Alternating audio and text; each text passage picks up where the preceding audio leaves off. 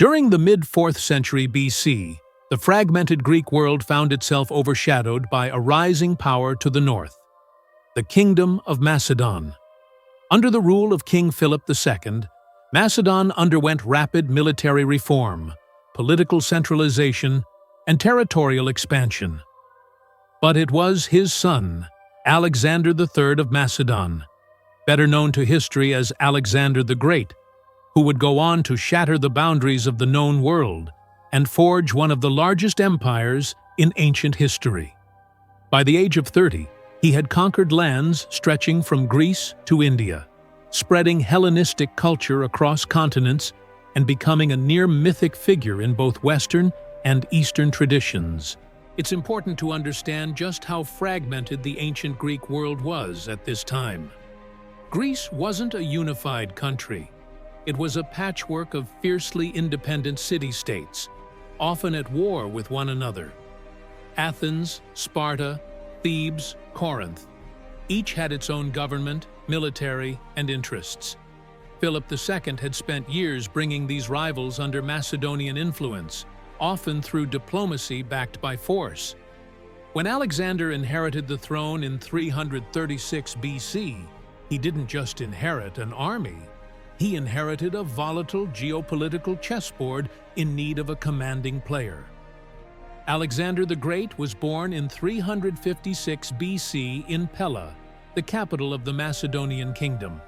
His mother, Olympias, was a Molossian princess and a devout follower of mystery cults, while his father, King Philip II, was a brilliant strategist who transformed Macedonia into a regional power. According to legend, Alexander's birth was foretold by omens, including a lightning strike on the Temple of Artemis and a dream that Olympias was impregnated by a serpent. These stories would later fuel the mythos surrounding his divine origins. Alexander was educated by none other than the Greek philosopher Aristotle, who instilled in him a deep appreciation for philosophy, literature, and science.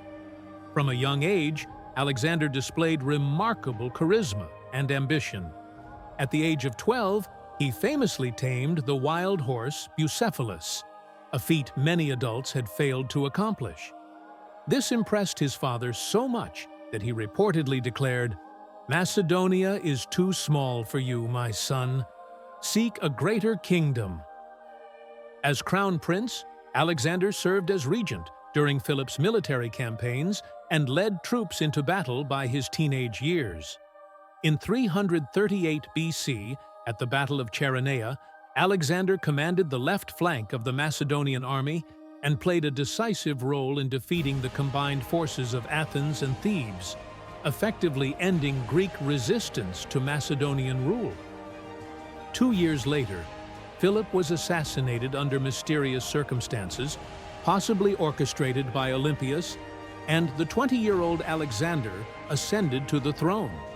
Immediately after taking power, Alexander crushed revolts in Thebes, Athens, and Thessaly, asserting his authority over the Greek city-states.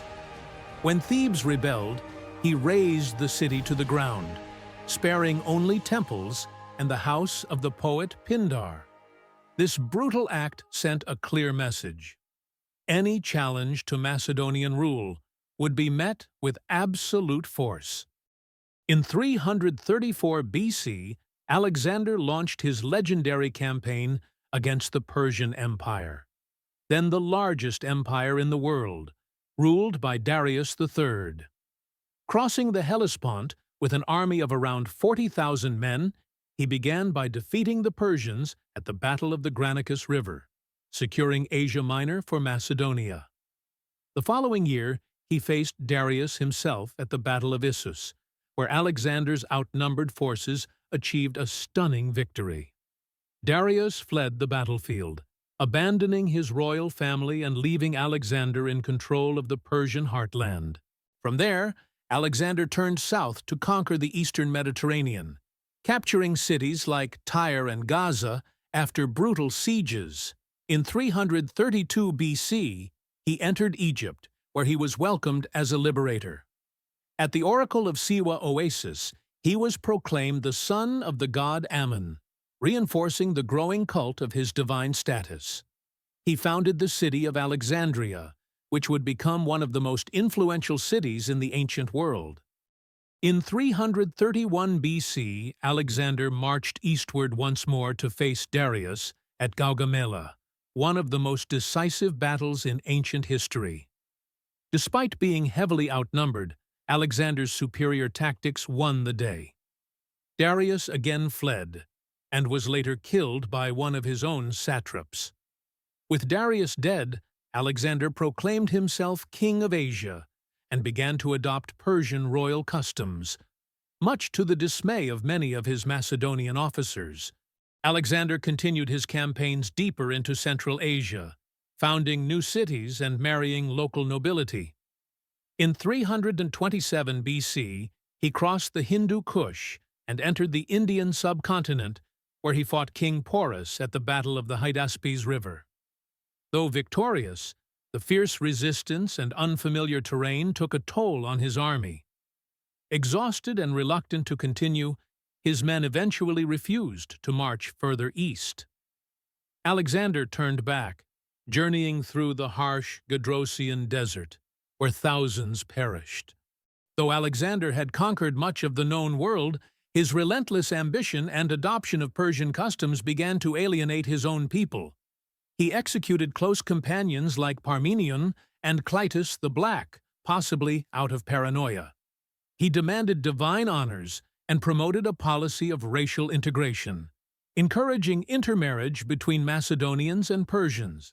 In 324 BC, he held a mass wedding in Susa, marrying Statira, the daughter of Darius, and forcing his generals to take Persian wives.